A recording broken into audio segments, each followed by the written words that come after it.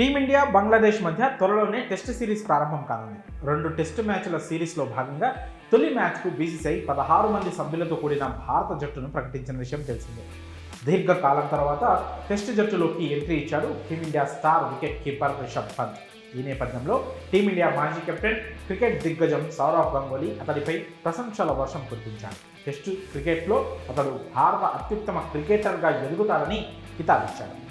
Team India భవిష్యత్ goat Rishabh Pant అంటూ తన అభిప్రాయాన్ని వెల్లడించాడు గంగూలీ.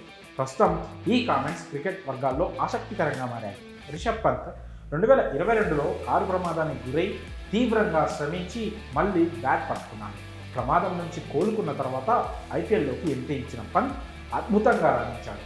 ఇక టీ20 వరల్డ్ కప్లో కూడా మంచి ప్రదర్శనే కనబర్చాడు. దాంతో శ్రీలంకతో జరిగిన వన్డే సిరీస్కు కూడా మేనేజ్మెంట్ జట్టులోకి తీసుకుంది. ఇక ఇప్పుడు టెస్ట్ ఫార్మాట్లోకి ఎంట్రీ ఇస్తూ అన్ని ఫార్మాట్స్లో తిరిగి ఆడుతున్నాడు పంత్. ప్రస్తుతం జరుగుతున్న దులీప్ ట్రోఫీలో ఇండియా బి తరఫున ఆడుతున్నాడు. ఈ క్రమంలోనే బంగ్లాదేశ్లో జరిగే టెస్ట్ మ్యాచ్కు ఎంపిక చేసినట్టు బీసీసీఐ ప్రకటించింది. ఈ సందర్భంగా టీమిండియా దిగ్గజం సౌరవ్ గంగూలీ పంత్పై ప్రశంసల వర్షం కురిపించాడు. Team India star wicket keeper Rishabh Pant test జట్టులోకి తిరిగి వచ్చినందుకు నాకు ఎలాంటి ఆశ్చర్యం లేదు. ఎందుకంటే అతడు భారత టెస్ట్ క్రికెట్లో అత్యుత్తమ ప్లేయర్లలో ఒకటిగా నేను భావిస్తున్నాను.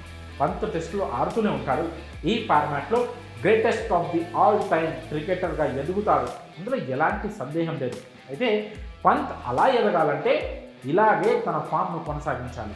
ఇక పరిమిత ఓవర్ల క్రికెట్లో తన గేమ్ను ఇంకా మెరుగుపరచుకోవాలి. అతడికి ఉన్న అపారమైన ప్రతిభతో గొప్ప ప్లేయర్గా నిలుస్తాడు అంటూ కితాబిచ్చాడు సౌరవ్ గంగూలీ. ఇక బోర్డర్ గవాస్కర్ ట్రోఫీ కోసం ఎదురు చూస్తున్నానని, గాయం నుంచి షమి పూర్తిగా కోలుకోకపోవడంతోనే అతడిని బంగ్లా టెస్ట్ సిరీస్కు ఎంపిక చేయలేదని భావిస్తున్నట్లు దాదా తెలిపాడు. ఆశిస్తూ సిరీస్కు షమి అందుబాటులోకి వస్తారని గంగూలీ ఆశాభావం వ్యక్తం చేశాడు. మరి team India test cricket future GOAT Rishabh Pant అన్న గంగూలీ కామెంట్స్పై మీ అభిప్రాయాలను కామెంట్స్ రూపంలో తెలియజేయండి.